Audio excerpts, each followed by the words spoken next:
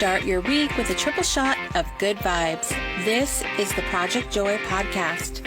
I'm your host, Jessica Dugas. Thanks for joining me.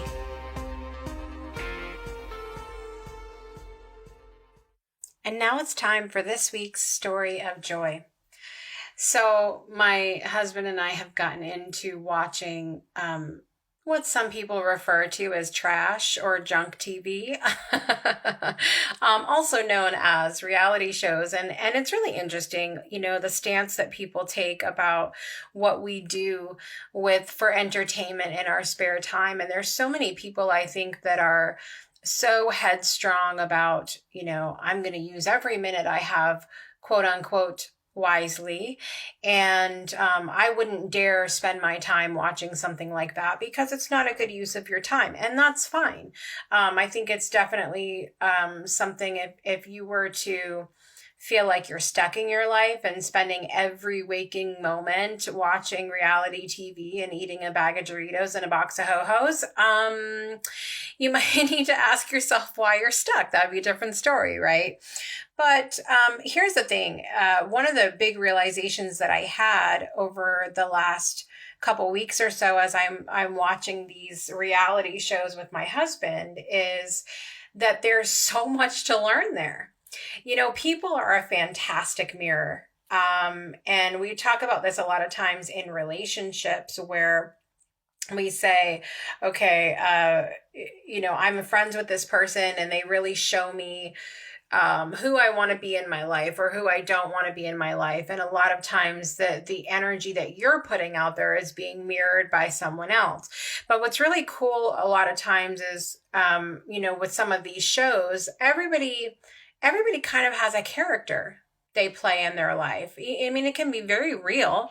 Nobody's saying that anyone's pretending or acting all the time, but everybody kind of has a certain way about them, a theme, they play a role.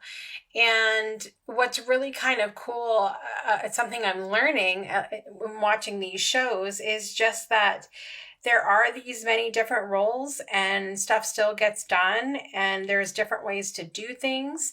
And watching some of the interactions between people, it allows you to look at how you communicate with other people and say, how could I do this differently?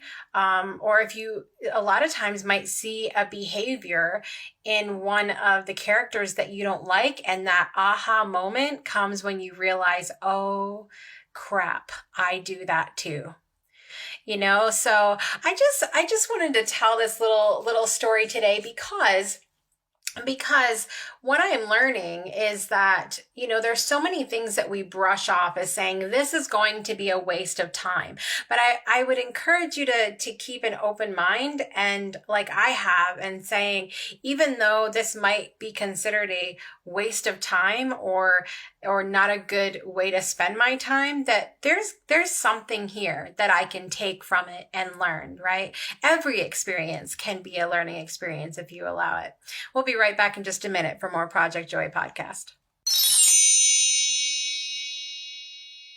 The truth is, I never thought being on a journey of self-improvement would be lonely. I thought, I'm going to work on myself personally, get in touch with what spirituality and faith truly means to me, and allow these tweaks and changes to make me a better person and spill over into my work, and the world will be a better place, the end. I didn't know how hard it would be when the majority of people around me just didn't understand what I was doing or why. I was really missing that support of other people who not only held the space for me to explore and grow on life's journey, but that were committed to making the world a better place through their own self-improvement as well. I've got the perfect space for you to do just that in my Soul Connection Collective. It's the safe space for you to learn and grow personally and spiritually while connecting with soulmate friends who can make your life easier, more fun, and hold you accountable on your journey. Join us today by visiting jessicadugas.com and clicking Soul Connection Collective, or just click the link in our show notes. And now back to the podcast. What's up, everybody? Welcome back to episode 11 of the Project Joy podcast. We are talking about joy in luck today. Why? Because tomorrow we are celebrating St. Patrick's Day. Now, I'm not Irish. I would love to know if any of you are. Please make sure you email me at projectjoypodcast@gmail.com and let me know. Let me know if you're Irish and you're listening today, and be sure to let me know if any of the facts about St. Patrick's Day are incorrect that I'm sharing on the air today.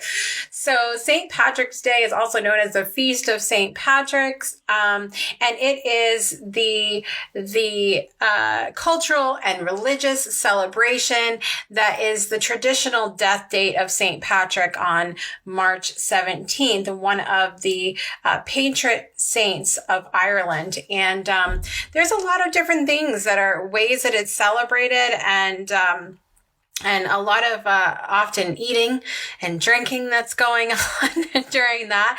And it's traditional to wear the color green, or shamrocks are represented for St. Patrick's Day, and it's known to be lucky, right? So there's a lot of other things about the background of St. Patrick's Day that I don't really know a whole lot about. So we're not going to spend a terrible amount of time talking about that on today's show. But I do want to share a little bit about just luck in general, and about what that means and how that shows up in our lives.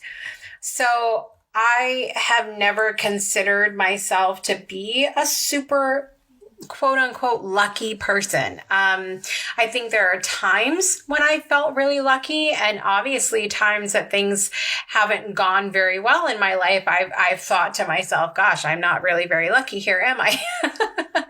And so luck is an interesting thing to see what brings people luck, and how people feel lucky. And that's another thing I would love for you to email me about and let me know. But so for me, I wanted to talk about a couple of funny things. So my lucky number has always been 7, and I'm not really sure where that started, because I was very, very young when I just knew my lucky number was going to be 7. And it wasn't until actually years later that someone was like, oh, 7's a lucky number for a lot of people. I didn't know.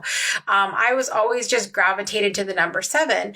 And as time went on, different things would happen. And I was like, oh, it's absolutely my lucky number now because of XYZ, because of whatever went on.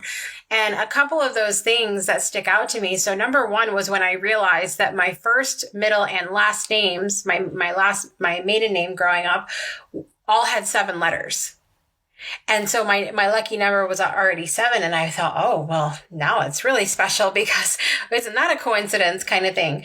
And then another thing is a really funny story. So the church that I went to growing up, they used to have like big festivals and stuff, and they would have a cakewalk. And my grandmother was an amazing baker, right? And she made the most delicious cakes and things like that. And she had one particular cake that she made that I loved, that she had made for the cakewalk. And I was just so mad that my Grammy didn't make a cake for us to keep at home, that she had only made it for the cakewalk. And so I literally, if you win the cake, so what a cakewalk is they put out numbers, and you put quarters on the numbers, and then they spin a wheel, or they choose a number in some way. And if your number comes up, you get to win something. In this case, it was a cake, or a baked good of some kind. And I was just absolutely determined that I was going to win my grandmother's cake back, because I wanted that cake. And so I just remember putting quarters on. I would always do 7, 14, 21. If I was going to bet on any numbers, here I was, look at me, a little gangster gambler at 10 years old, right? If I was going to put my money on any numbers, I would put them on multiples of 7. So I did 7, 14, 21, always. Anytime I would use numbers. And guess what I did? I won. I won my grandma's cake back, one shot. And she's like, I can't believe you got my cake back. And I was like, listen, that's how good it is. Okay, Gramps. And so it's just one of those things where, I saw my lucky number 7 pay off for me. And I wonder about that sometimes. I wonder if I ever used the number 7 and it didn't pay off for me, if I would still consider it lucky. I think about that sometimes, and I think I still would, because so much of it, and this is what I realized. I said, how am I going to do a whole episode about luck when I don't really consider myself that lucky? But it's because I found joy in luck, or in believing in luck. Believing in chance, believing in synchronicities, believing in things just happening, on a whim. And it's kind of like just believing in all possibilities, right? There's a lot of joy to be had there. And it kind of ties in a little bit what we talked about a couple of weeks ago about joy and faith too. You really have to, the same as with faith, with joy, with luck, you really have to choose to find the joy there. And also about not being attached to the outcome of things too, because a lot of times I think luck comes into play when we may want something and we don't get it. And it's easy to say, oh, well, I guess I wasn't lucky. I didn't get what I wanted, but God had something better for us. Right. And so in that way, we're lucky we didn't get what we want, right? And so, it's just, for me, it's a lot of fun to talk about luck and different things like that.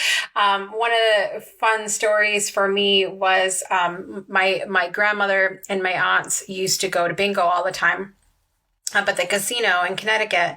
And they would go play some slots, and they would go to bingo, and they just had so much fun around the experience, because they never went to bingo going, okay, I expect that I'm going to win $100,000 today and it's going to be awesome and that'll make my whole life. No, they went to go have fun and lean on the joy of things and sort of release the expectation. And it was funny in that almost every single time, at least one of them would come home a winner. And I remember one time hearing about my aunt winning and getting to go in the money machine, where the money would fly around. Now, it's so funny for me to picture this in my head, because I just never saw her as the person to be in a machine like that with freaking out with money flying around. But she was all into that experience from what I heard. I heard she was in that machine and she was shoving dollar bills in any place that she possibly could in that machine, right?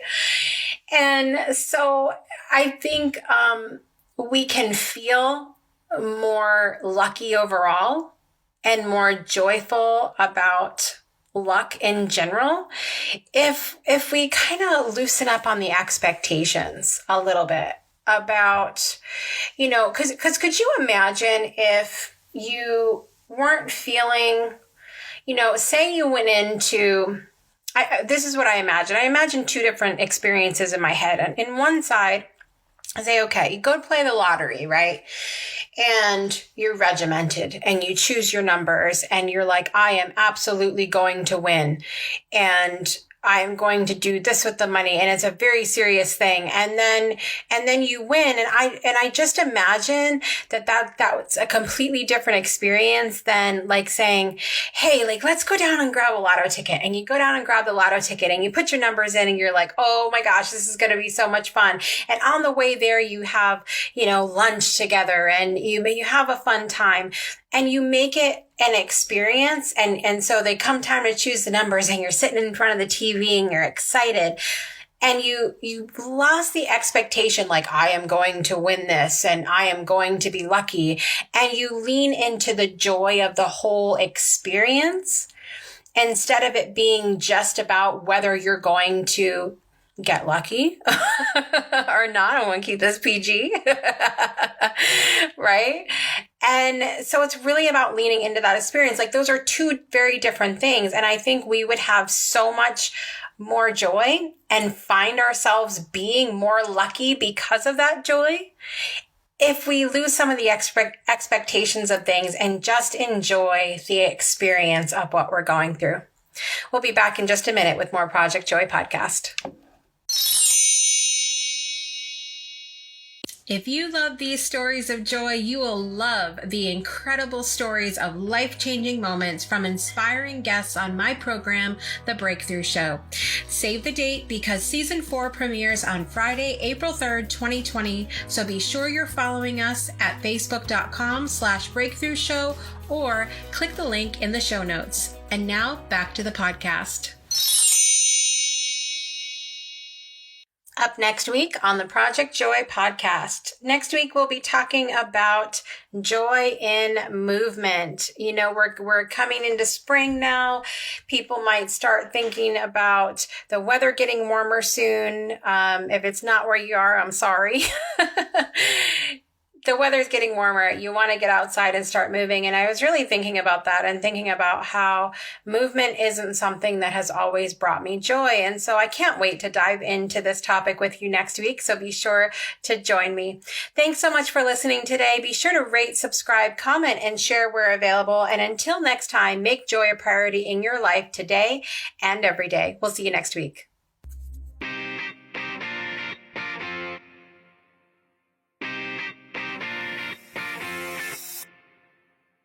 You've been listening to the Project Joy podcast with your host, Jessica Dugas.